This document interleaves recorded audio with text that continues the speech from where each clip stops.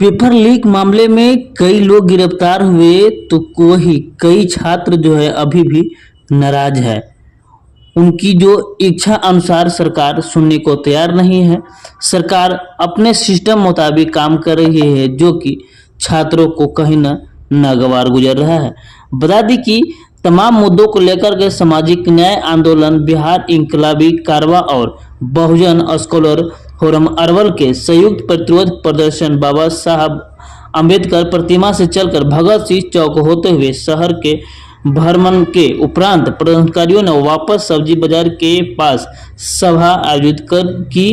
प्रतिरोध प्रदर्शन के नेतृत्व सुबोध यादव, राहुल कुमार, अमन और गौतम राजवंशी कर रहे थे। प्रदर्शन में शामिल सैकड़ों छात्र नौजवान पेपर लीक, संस्थागत धांधली के बाद जारी नीट परिणाम को रद्द करने और दोबारा परीक्षा आयोजित करवाने की मांग कर रहे थे। सुबोध यादव ने सभा को संबोधित करते हुए कहा कि मैं दावे के साथ कह रहा हूं कि ये सत्ता पक्ष के लोगों के जरिए और पूरा स्कैम से परीक्षा जो पेपर जो लीक होता है, इस स्कैम से सरकार को, सरकारी दलों को, नेताओं और अधिकारियों को पैसा जाता है।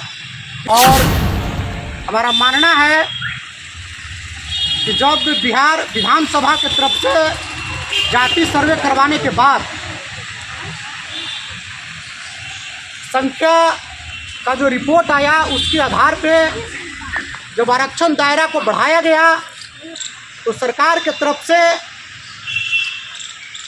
ये प्रयास भी किया जा रहा था और उसमें पक्ष और विपक्ष सभी की सहमति और समर्थन से ये आरक्षण दायरा को बढ़ाया गया था। लेकिन भाजपा के षड्यंत्रकारी जो लोग हैं, उन्हीं लोगों के द्वारा न्यायालय का शरण लेकर करके न्यायालय की तरफ से और सरकार की तरफ से कमज़ोर पक्ष रखने की वजह से ये बहुजनों के आरक्षण के ऊपर हमला हुआ है। और इसलिए हम मांग करते हैं कि बहुजनों के जो आरक्षण दायरे को बढ़ाया गया है, उसको रद्द करने के खिलाफ बिहार सरकार सुप्रीम कोर्ट जाए और वहाँ मजबूती के साथ बहुजनों के पक्ष रखते हुए बहुजनों के आरक्षण दायरा को सुनिश्चित करें। और इसके लिए बढ़े हुए आरक्षण दायरे को स्थायित्व प्रदान करने के लिए नवी सूची में इसको शामिल किया जाए। साथ ही आज के समय में सबसे बड़ा जो मुद्दा है, परीक्षार्थियों के भविष्य को अंधकार में धकेला जा रहा है। मैं तो साफ तौर पे कहूँगा कि एनटीए के जो प्रमुख हैं, चेयरपर्सन हैं डॉक्टर प्रदीप जोशी, उनके निर्देशन में उनके तरफ से ये परीक्षा में धांधली किया जा रहा है। ये तमाम जो पेपर लीक की घटनाएं घट रही है, नीट का हो या ये जो नेट का मामला हो, ये सभी सरकार के तरफ से संस्थागत तरीके से ये स्कैम किया जा रहा है, पेपर लीक किया जा रहा है। और इसीलिए मैं कह रहा हूँ, इसमें पूरी तरीके से एनटीए दोषी है। एनटीए के जो अधिकारी हैं और सरकारी जो नेता लोग हैं, वे लोग दोषी हैं। इसलिए हम बिहार सरकार से और देश की सरकार से मांग करते हैं कि एनटीए के अधिकारियों के खिलाफ, ठीक है ना, पेपर लीक में जो भी लोग दोषी हैं उनके ऊपर कार्रवाई हो और पेपर लीक की घटनाओं पर एकदम अविलंब जो है रोक लगाना चाहिए।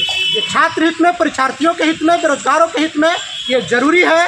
ये विश्वास दिलाना होगा कि बिहार के परीक्षार्थी, देश के परीक्षार्थी, पढ़ने लिखने वाले नौजवान, ये देश की जो संस्था है, जो एजेंसीज है, उसमें इनका विश्वास बहाल हो।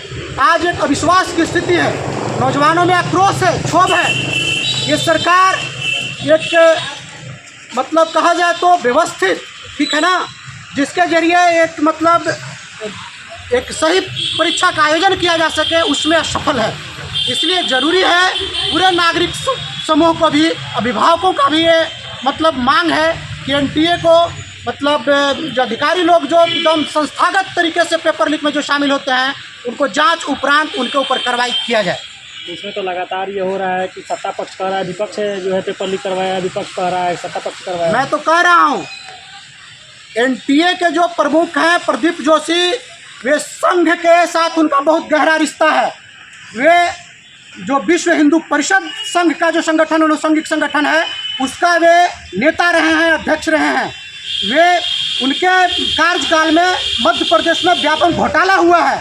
मैं दावे के साथ कह रहा हूँ कि ये सत्ता पक्ष के लोगों के जरिए और पूरा स्कैम से परीक्षा जो पेपर जो लीक होता है, इस स्कैम से सरकार को, सरकारी दलों को, नेताओं और अधिकारियों को पैसा जाता है। इसमें पूरी संघ भाजपा के लोग इन्वॉल्व हैं।